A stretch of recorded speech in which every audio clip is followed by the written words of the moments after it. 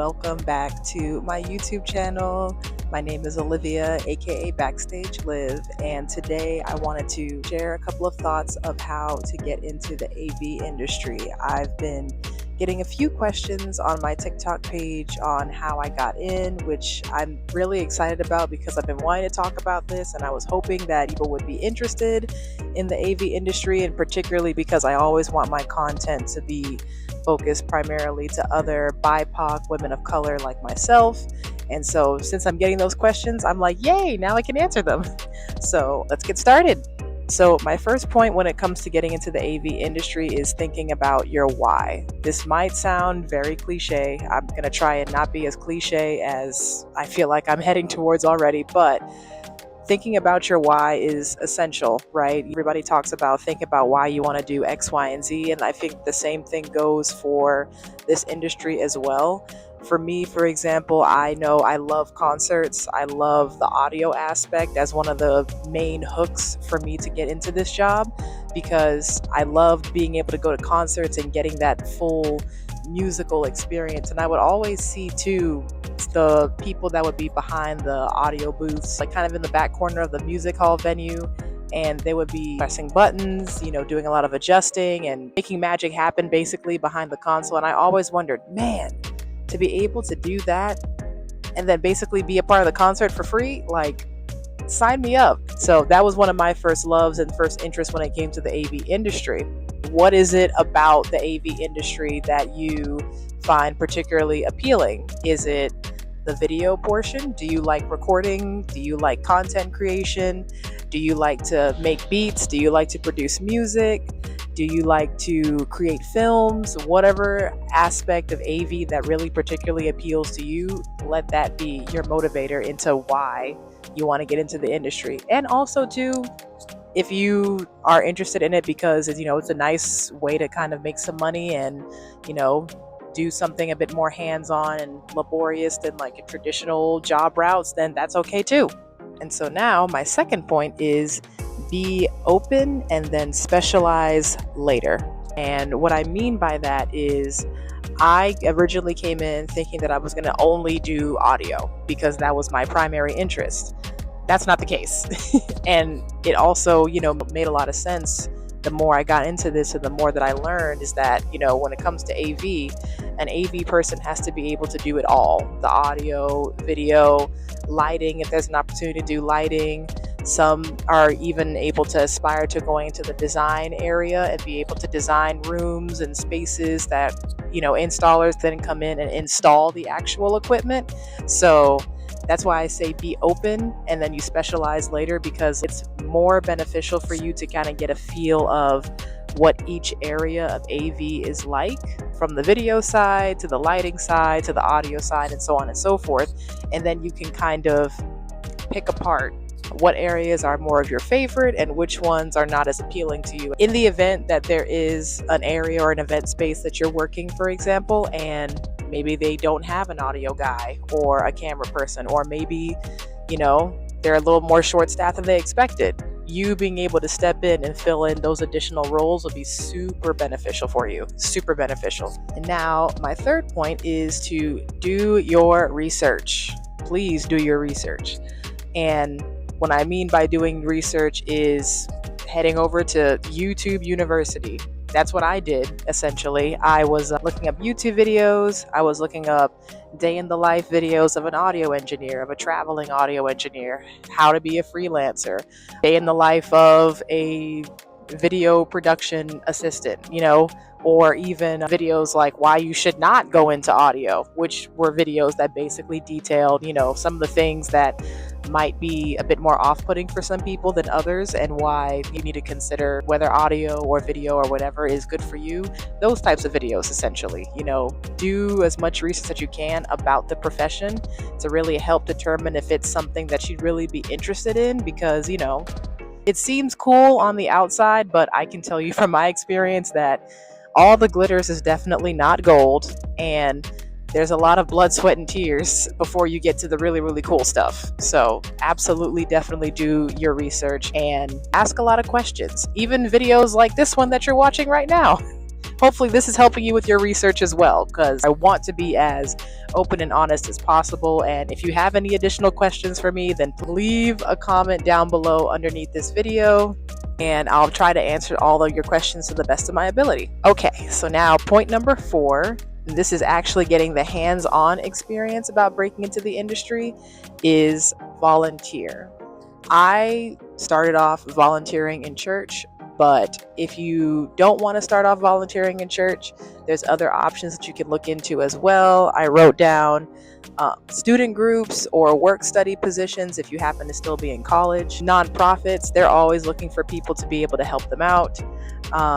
Even some news outlets might have some volunteer positions, or if volunteering is not an option, you could also work in proximity to the profession. So what I mean by that is maybe you have an admin job working in the communications department of the university, or even an admin job working at a news station, or working an admin job at a recording studio, possibly work as a stagehand in theaters. I'm not too familiar of how, stagehands are able to get like that close proximity to the AV aspect specifically, but getting experience as a stagehand in the theater world could be helpful. And just generally working in higher education, that's the route that I took. I've been working in higher education from admin for the past 6-7 years until I was able to transfer into a department that was specifically audiovisual focused. And the benefit of working in higher education too is that if the school happens to have that option of tuition remission, for example, which basically means you can take classes while working full time at a discounted rate, if not completely free, then that could be a way for you to also get some educational benefits while also working full time and still being some kind of close proximity to like the field that you want to work in. Point number 5 is to network and ask questions. So if you happen to find yourself with an opportunity to work with an AV professional, bug them with questions, respectfully, but bug them with questions. One of the things that I did while I was still in my volunteering stage was that I basically ask questions almost every 30 seconds. When I happened to work with the media minister at the time, it was mostly me and him early in the AM, one of the first ones in the church, setting up, getting microphones, the walkie-talkies, and everything else that we needed to be able to do our job for the day. I basically was asking him, how did you get into audio engineering? What was your pathway to getting into this kind of profession? And how long did it take you? And like, do you have any recommendations? And what's this? And what's that? And what's that cable? What's this cable? Like basically like following him like a puppy and asking questions about X, Y, and Z every chance that I got. At the same time, when you do ask these questions, you also have to keep in mind that they are working full time, most likely in the middle of the event that you are supporting along with them. So just also keep in mind too that they might not be able to answer your questions fully in that moment. And also when you ask questions too, I'll say it's helpful to already kind of know what kind of questions specifically that you want to ask, like a specific question that could be beneficial to you in what you're looking for, and not just a broad, oh, I want to get into AV, but I don't know where to start. And, which is nothing wrong with that. Like if that's where you're at, then by all means, start there. But, over time, if you start to hone in on specifically what you're looking for and what area in AV you want to go in and thrive in the most, then I would definitely recommend, specifying whatever questions that you do have for the professionals, so that way they can give you a more pointed answer, and can be able to give you specific advice catered to what you're looking for, if that makes sense. Point number 6. Keep track of all of your progress, all projects that you've been a part of, any work that you've done, and make sure that you add them to your resume. The only thing that I had on my resume before I was able to get this job was my volunteer experience at church, and then one event that I had worked back in October of last year, I believe, where I got to be the voice of God for the event in addition to AV tech support. And that was basically it, but it was enough. And with that, with adding your experience and whatever projects that you've been a part of, even if they're personal projects, your ability to be able to expand upon those projects, so being able to go into detail of, what it was like working on the event, or what it was like working on the project, what kind of software that you've used, what kind of equipment, what kind of tools that's very relevant to the AV industry will help solidify your level of expertise wherever you're trying to apply to. They can pretty much kind of get more of a sense of how much that they can work with to be able to train you for the position that you're applying for going forward. So definitely keep track of all the work that you've been able to do, even if it's just two, three things.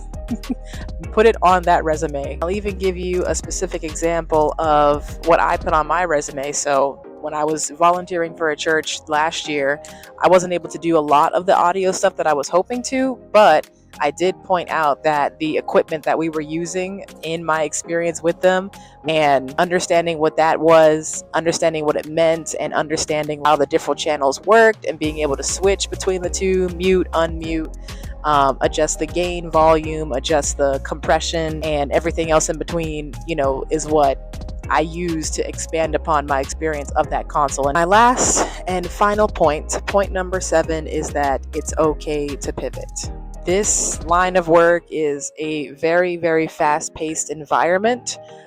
Things change at the drop of a hat. There's a lot of last minute things that go on literally all the time. It's very client facing as well. So if you're not one to talk to people a lot, or you don't really feel comfortable in that area, you might want to reconsider, or you want to consider an aspect of AV that gets you talking to people less, which would be probably more in the general IT support space. It can be a stressful time, or it can be a stressful job, especially if you're not used to having to, work on the fly, fix a problem on the fly.